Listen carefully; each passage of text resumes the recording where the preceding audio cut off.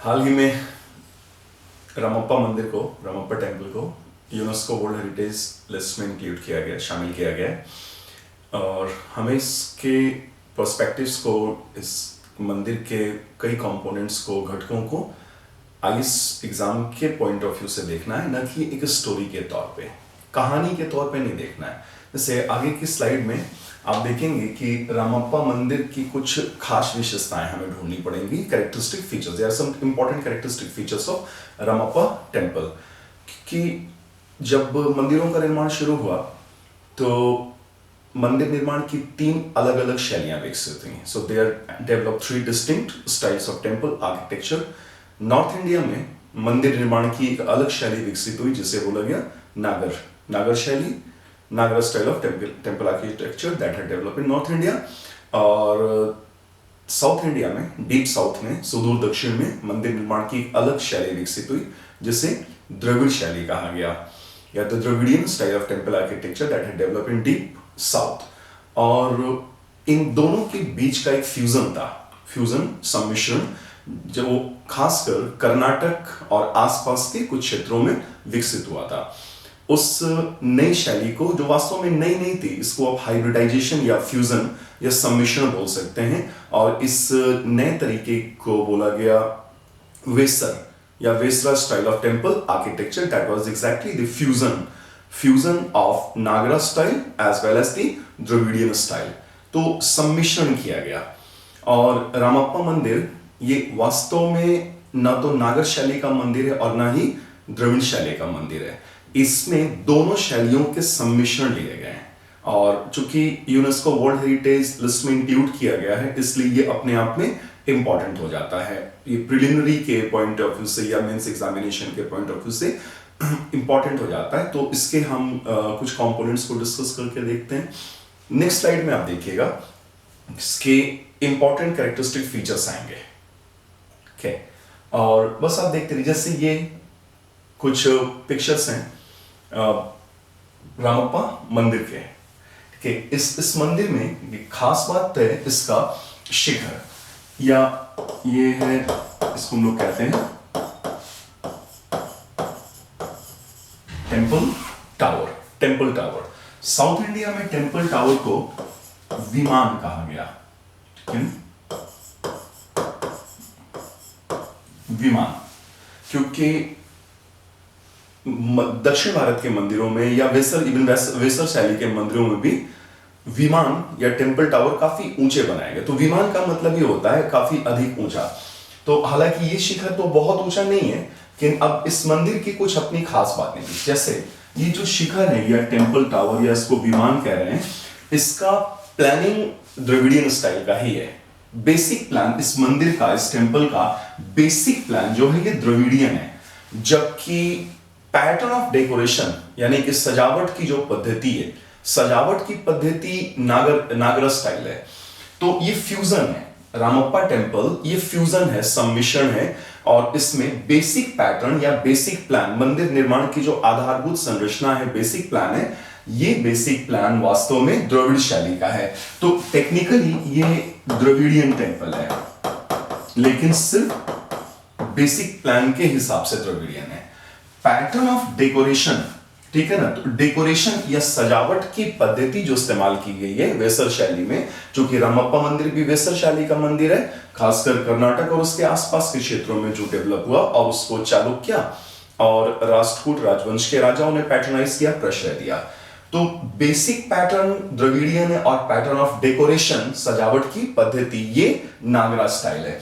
ठीक है, और यहां पर जो शिखर है इसका आप शेप देखेंगे ना, तो ये एग्जैक्टली द्रविडियन नहीं है। जैसे द्रविडियन शैली के मंदिरों का शेप आप कुछ ऐसे शिखर देखेंगे, ऐसे इस तरह से उठता हुआ शिखर, वो पिरामिडिकल होता है। द्रविडियन शैली में पिरामिड नुमा, जबकि ये एग्जैक्टली पिरामिडिकल शेप नहीं ले रहा होता है, ये एक सिलिंड्रिकल शेप लेता है,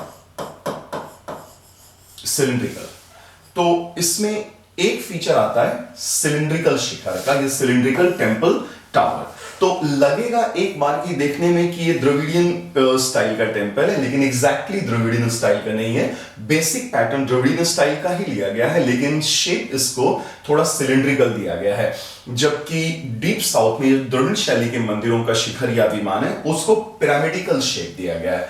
और बेसिक प्लान इस टेंपल का, इस मंदिर का जो बेसिक प्लान है ना, ये होयसल मंदिरों से काफी मिलता जुलता है, क्योंकि होयसल मंदिरों को तारा या स्टार शेप बनाया गया, स्टिलेट शेप बनाया गया है। आप आगे के स्लाइड्स में देखेंगे, इमेजेस में देखेंगे इसका बेसिक प्लान। ठीक है, तो रुद्रेश्वरा टेंपल या रामप्पा मंदिर। ठीक है, तो बेसिक प्लान आप देख रहे हैं यहां पर, इस वाले आप इमेज में देखिए। Here we have many projecting angles, कई सारे निकले हुए प्रोजेक्टिंग एंगल्स हैं। तो ये जाना गया मंदिर अपने प्रोजेक्टिंग एंगल्स के लिए। ठीक है, निकले हुए कोण, भाई कई सारे कोण निकले हुए देख पा रहे हैं आप ना। और दूसरी तरफ आप देखिए इसके सजावट की पद्धति, ठीक है ना, पैटर्न ऑफ डेकोरेशन। तो ये एक्सटेंसिव कार्विंग है, एक्सटेंसिव कार्विंग मतलब बहुत ही शानदार तरीके से सजाया गया, यानी कि पत्थरों पे जो तराशा गया ना, तराश करके आकृतियां या इमेजेस उकेरी गई हैं, वो बहुत शानदार है। तो एक्सटेंसिव कार्विंग है और प्रोजेक्टिंग एंगल्स हैं और इमेजेस, जिसकी वजह से रामप्पा मंदिर या रुद्रेश्वरा मंदिर, ये मंदिर होयसल मंदिरों के करीब लगता है। जबकि होयसल मंदिर द्रविड़ शैली के मंदिर है और रामप्पा मंदिर या रुद्रेश्वरा मंदिर ये वेसर शैली का मंदिर है, क्योंकि इसमें फ्यूजन आ रहा है ना। बेसिक पैटर्न तो द्रविडियन है, लेकिन सजावट की पद्धति नागर भी है, इसलिए ये अलग हो जाता है दोनों शैलियों से। तो ये ना तो ये नागर रह गया और ना ही वेसर रह गया, रुद्रेश्वर मंदिर। और इसमें लाल, देखिए खास बात ये कि रेड ब्रिक्स का इस्तेमाल किया गया, लाल ईंटों का इस्तेमाल किया गया है। खासकर छत वाले हिस्से में यहां पे आप देख पा रहे होंगे, ये रेड ब्रिक्स हैं, रेड ब्रिक्स। ठीक है, और ये बड़े स्पॉन्जी और पोरस होते हैं। ये रेड ब्रिक्स इतने हल्के हैं कि आप इसको पानी में डालेंगे तो ये तैरेंगे, ये तैरने लगेंगे।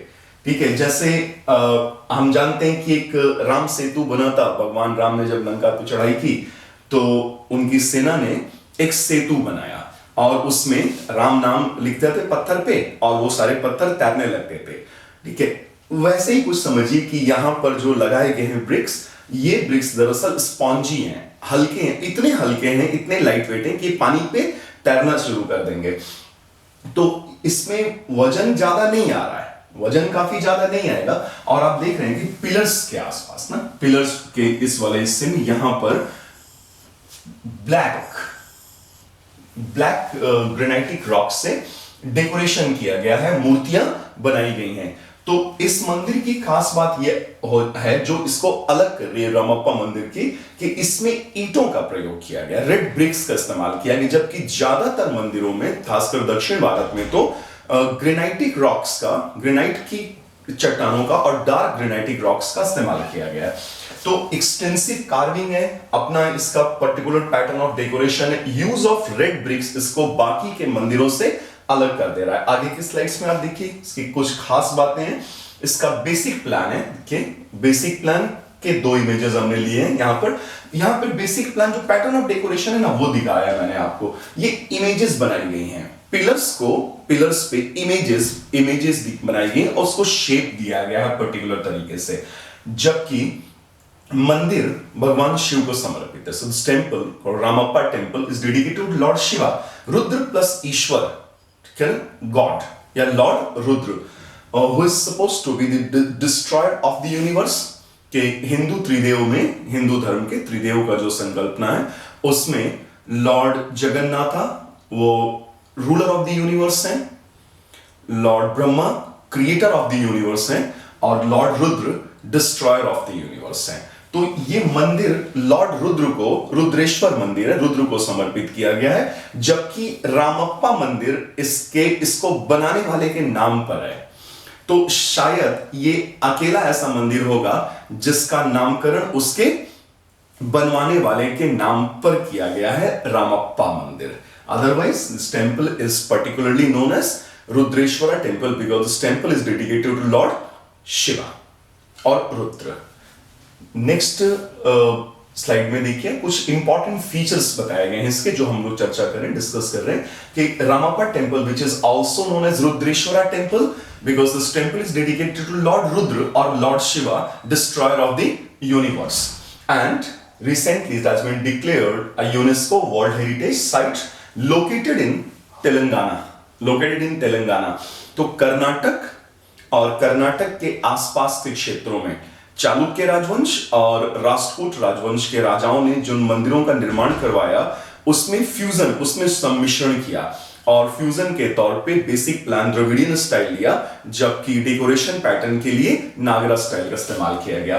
और लिखा हुआ है इंस्क्रिप्शन इन द टेंपल से it was constructed, its construction was started in the year 1213 CE. तकरीबन आज से 800 साल पहले इस मंदिर का निर्माण प्रारंभ हुआ था और रेचल रुद्र जो कि एक जनरल थे, एक कमांडर थे, काकातिया रूलर गणपति देव के, काकातिया राजवंश था, उसके राजा गणपति देव के कमांडर थे। ठीक है, और सो दिस टेंपल, जैसे कि मैंने आपको बताया, this temple is a Shivalaya, ठीक है, Shiv plus alaya, house of lord Shiva, dedicated to lord Shiva, where lord Ramalingeshwara, linga plus Ishwar, because lord Shiva और Rudra is worshipped in his phallic form.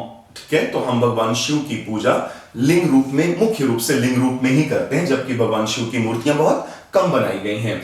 And this is a Shivalaya where Lord Ramalingeshwara is worshipped। खास बात ये है, Google search भी करेंगे तो भी आपको ये मिल जाएगा कि मार्को पोलो जब विजिट किया था तो काकातिया एम्पायर का, तो उसने इस मंदिर को बोला था the brightest star in the Galaxy of temples, the brightest star in the Galaxy of temples. कि टेम्पल्स के जो सैकड़ों हजारों टेम्पल्स का गैलेक्सी है उसमें ये सबसे चमकदार सितारा है। ठीक है, ये हमने पढ़ा। ठीक है, बेसिक प्लान एंड की पॉइंट्स, और लिखा हुआ है सबसे खास बात देखिए, जो है सबसे खास बात यही है कि this temple, this part of this temple is a part of Vesara style of temple architecture। So this is neither the Nagara nor the Dravida but a fusion। Vesara का मतलब ही होता फ्यूजन, हो गया ना, फ्यूजन है, developed in Karnataka and adjacent area. तो वेसर शैली के मंदिरों का विकास या निर्माण कर्नाटक और उसके आसपास के क्षेत्रों में हुआ था, and it's a fusion of Nagara and Dravida style of temple architecture, and its basic plan follows the Dravidian style, but for decoration it uses another style of North India called Nagara style, and in its stellate basic plan projecting angles, many projecting angles, the ऊपर से देखने पे ये सितारे के जैसा लग रहा है, projecting angles and extensive carvings। आपने देखा कि स्तंभों को बड़ी खूबसूरती से तराशा गया है, सजाया गया है, और उसके लिए काले पत्थरों से मूर्तियों का निर्माण कराया गया, carvings, and it seems to be closer to the Hoysala temples. दो द्रविड़ शैली के होयसल मंदिर है उससे काफी मिलता जुलता मंदिर है, एंड आल्सो इट्स विमाना, विमान मतलब शिखर, दक्षिण भारत में विमान बोलते हैं शिखर को, और temple tower is cylindrical in shape, it's not exactly pyramidical, ये पिरामिडिकल नहीं है। ठीक है, तो and dedicated to lord Rudra और lord Shiva, so it's a Shivalaya. Okay, thanks so much.